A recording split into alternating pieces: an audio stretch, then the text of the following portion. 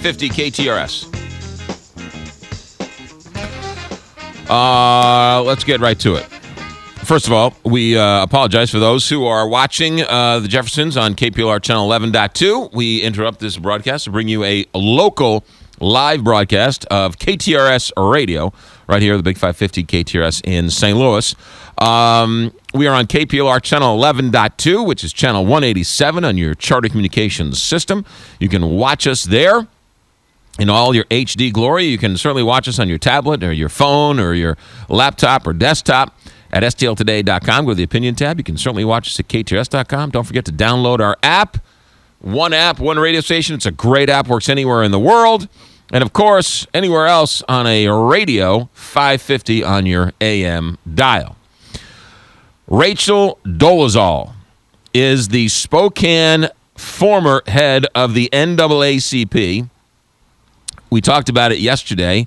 Shortly after we got off the air yesterday, she stepped down, voluntarily resigned from her post. She did that because the controversy surrounding the color of her skin. Now, this is a woman who has self-identified herself as an African-American woman. And from all accounts, she is white. She has white parents. She has a white brother. She has, she grew up, I guess, in Montana. And she was born white, but she chooses to live as an African-American woman. She's darkened her skin. And she has changed her hairstyle, I guess, to portray or to look like, if you will, what she identifies herself as, which is African-American. Now, I'm sorry that this is one of these stories that's in my craw. I can't get this story out of my craw.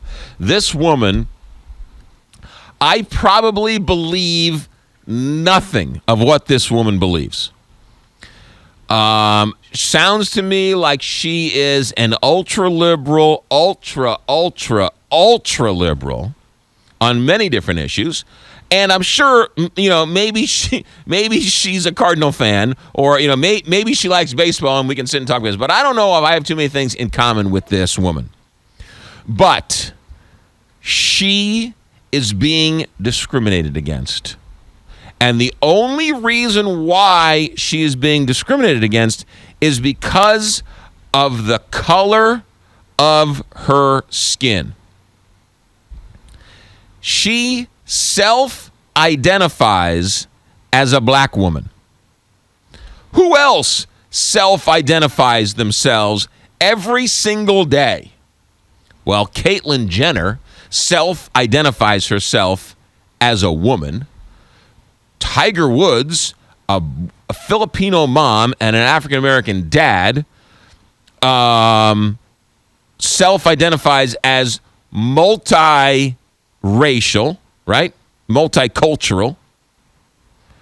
President Obama has a white American mother and a black African father. He self-identifies himself, I'm not sure about this, but I think he self-identifies himself as a African-American. However, he's often said that, hey, when I do that, I disrespect my white side of my family. And so I understand it's a very difficult and strange place when one parent is Jewish and another parent is Protestant. When one parent is Irish and another parent is English, and you really revel in St. Patrick's Day, but you really sort of don't really embrace, what's a British holiday? What do they have, the boxcars? Is that one of their holidays up in Canada? Their boxcar holidays, whatever? Boxer Day. Is it Boxer Day? Yeah, it's Boxer Day or Box Day, whatever. So, right? So you self-identify with one more than the other. Now, this woman, from all accounts, her immediate parents do not come from African American background.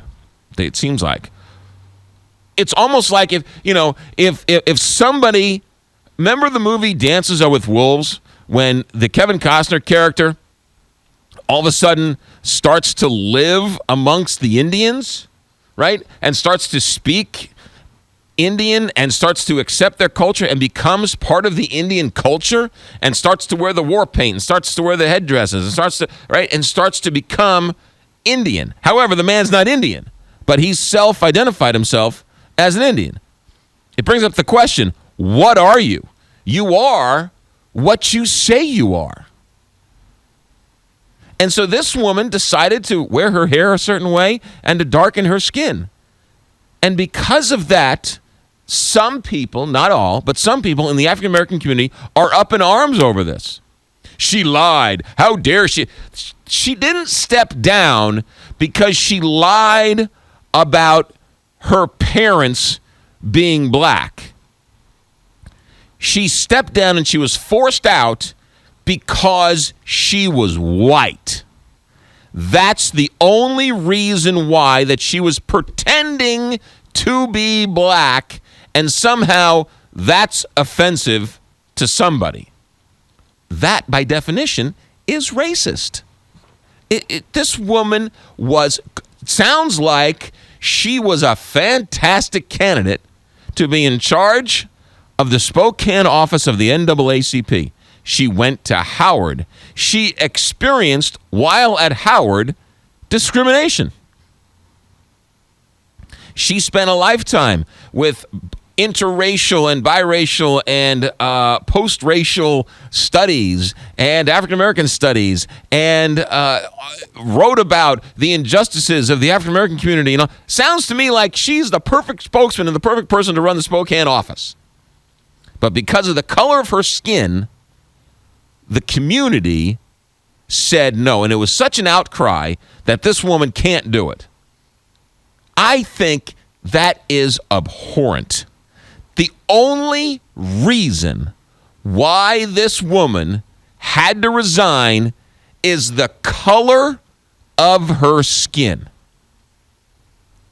Because she's white, but she self-identifies as black, and that's offensive to people. Wow. I think this sums up everything we've been talking about in the last year in this country. Well, I mean, for 200 years, but in the last year, where we talk about gays, and we talk about lesbians, and we talk about transgender and transsexual and Michael Brown and white officers and black people and black cops and black officers and black mayors and what, right? All of these things. I find it offensive. You want to talk about things that are offensive? I find it offensive when somebody says to me, African American people say this to me quite often. They say, hey, you have one drop of black blood, that means you're black. And to me, that is just so offensive because, one, it's a derivative of the slave world and of slavery, because that's what, during slavery, right? You have one drop of black blood, you're a slave.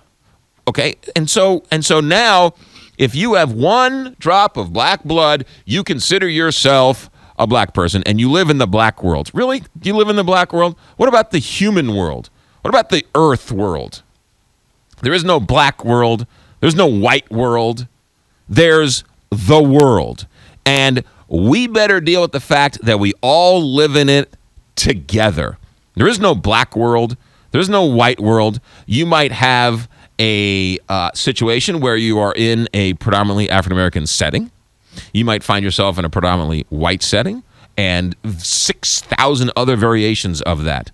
But you don't live in a different world. Black people do not live in a different world than white people. Don't call up and say, "Oh, my mom's white, my dad's black, but I was raised black." No, you weren't. You were raised.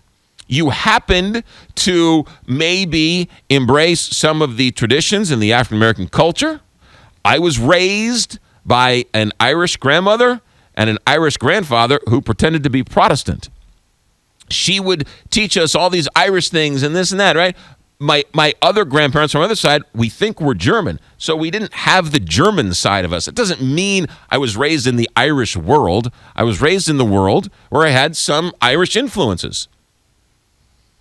I am so offended that this woman had to step down, not because she lied to cover up she was keeping a secret.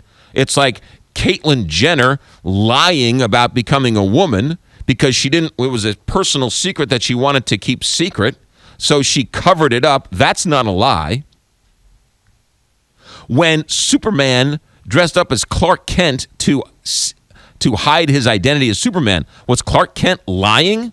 When Clark Kent would have put his arm around his dad and mom, Jonathan and Martha from Smallville, Kansas, was he lying when he called him mom and dad? Because really his dad was Jor-El, and it was not Pa and Ma from Smallville. So was Superman lying? I don't think so. This woman was caught keeping a secret because she didn't want the secret out, because she was afraid of what would happen if her secret was revealed. Kind of like a gay man who chooses to live as a heterosexual because he's afraid of what would happen if, God forbid, his secret is out. So he lives his life as a straight man, and yet he's gay. Is he lying? Should he be fired for keeping the fact that he's gay a secret? Should this woman be forced to resign because she's keeping the fact that she's actually white a secret? This woman has gotten just jobbed. 314-969-KTRS, 1-888-550-KTRS, or star KTRS. Those are the phone numbers. But this just goes to show that everybody's a little bit racist. And that if you're an African American and you are offended that this woman was somehow pretending to be African American, then that means heterosexuals have to be offended that gay people are pretending to be straight. Because how dare you pretend to be like me when you're gay? It's ridiculous. It's just absurd. There. I feel a little better. 314-969-KTRS, 1-888-550-KTRS, or star KTRS. Those are the phone numbers.